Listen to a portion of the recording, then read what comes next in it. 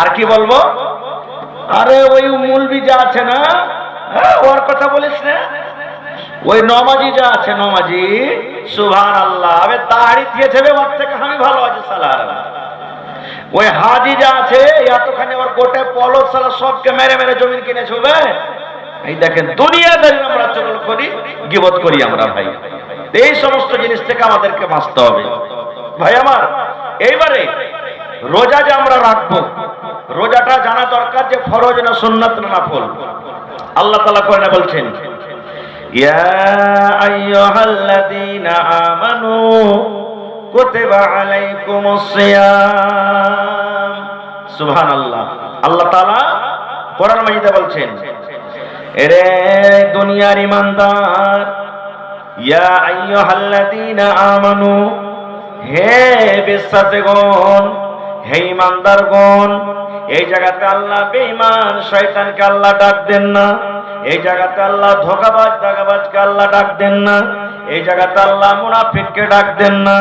আল্লাহ রাব্বুল আমিন ঈমানদার বান্দা বান্দীকে ডাক দেয়া বলছেন, যারা এক আল্লাহকে বলে স্বীকার করেছে, নবীকে নবী বলে স্বীকার করেছেন, যারা জান্নাত জাহান্নাম বলে ঈমান এনেছেন, কোরআন আল্লাহর কিতাব এক বলে বিশ্বাস করেছেন, ওই সমস্ত ঈমানদার বান্দা বান্দীকে আল্লাহ ডাকতে বলছেন, হে আমার ঈমানদার বান্দা বান্দীরা, কুতিবা আলাইকুমুস সিয়াম, আমি আল্লাহ রাব্বুল আমিন তোমাদের পড়তে রোজাটাকে আল্লাহ ফরজ করে দিয়েছি।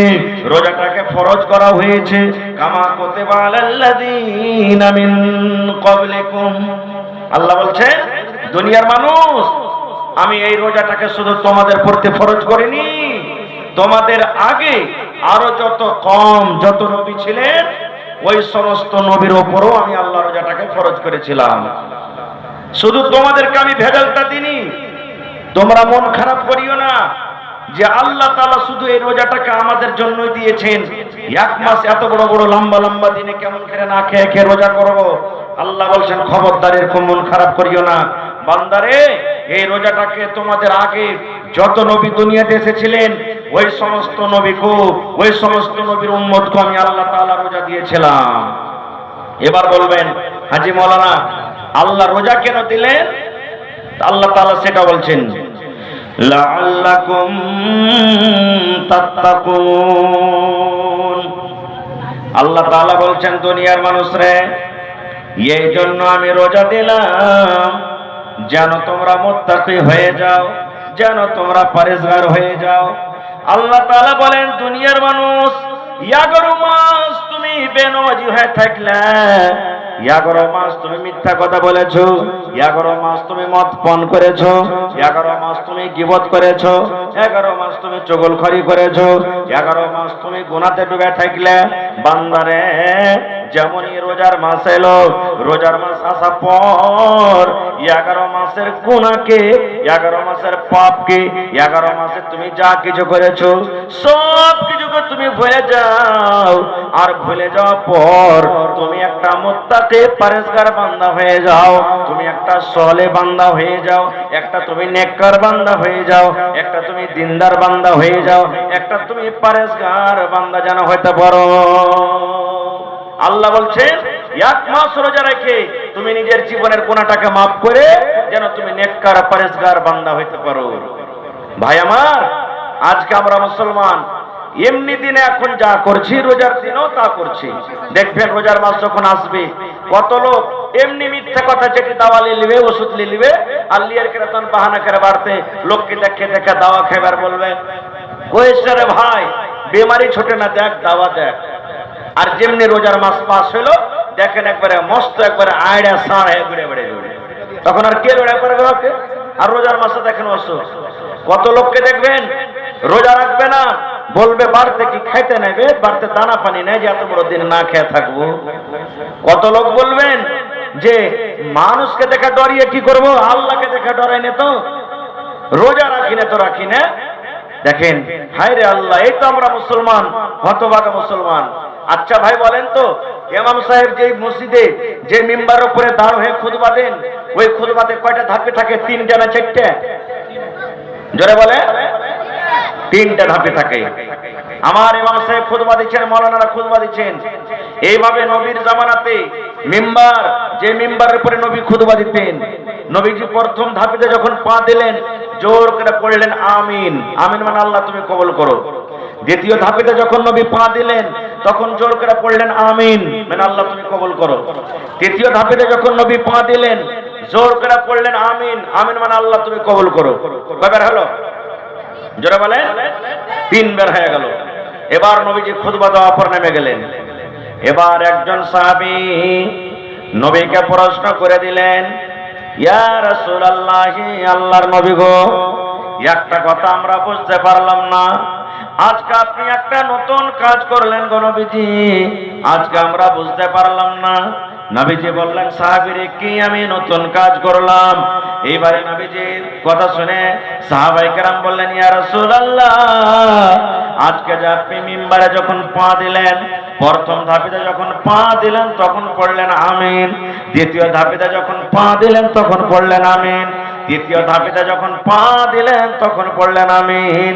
এখানে তো কোনো মানুষ দোয়া করেনি, এখানে কোনো মানুষ দোয়া হয়নি, দোয়া করার মতন কোনো লোককে আমরা দেখতে পেলাম না।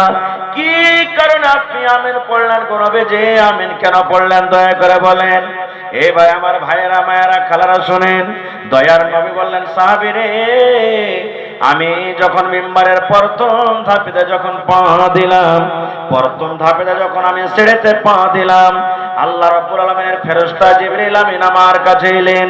আসার পর আমাকে বললেন, নবী গো,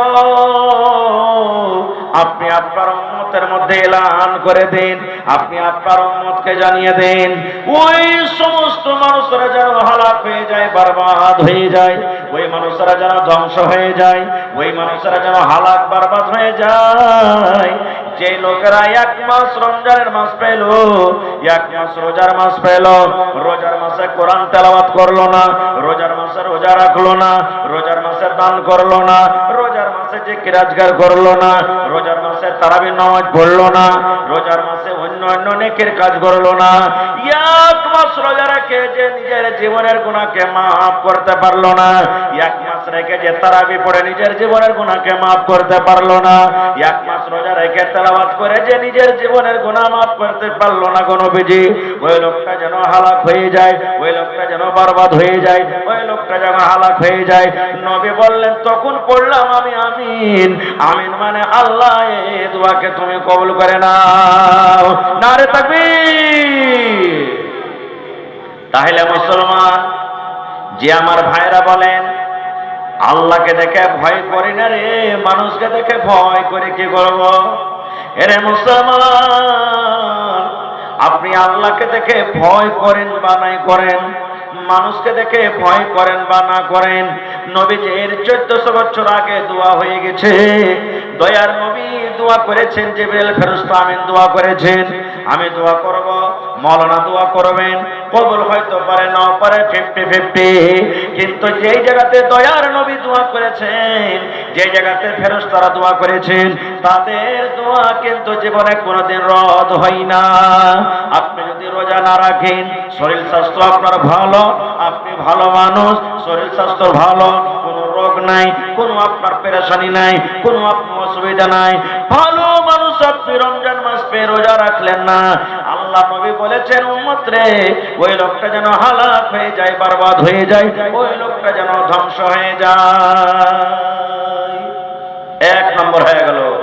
এবার 2 নম্বরে নবী বললেন, ও আমার সাহাবীর দল, 2 নম্বর যখন আমি সিঁড়িতে পা দিলাম, জিবরিল ফেরেশতা আবার আমার কানে কানে বললেন, নবী গো, আপনি আপনার উম্মতের মধ্যে ওই সমস্ত মানুষরাকে জানিয়ে দেন যার মা বাপ বাড়িতে আছে, বয়স্ক মা বাপ বাড়িতে আছে, বুড়া মা বাপ বাড়িতে আছে, মা বাবার সেবা করলো না, মা বাবার খেদমত করলো না, মা বাবাকে রাজি করতে পারলো না, মা বাবার সেবা করে, মা বাবার খেদমত করে নিজের জীবনের গুনাহকে মাফ করতে পারলো না, ওই লোকটা যেন হালাক হয়ে যায়, বরবাদ হয়ে যায়, ধ্বংস হয়ে যায়।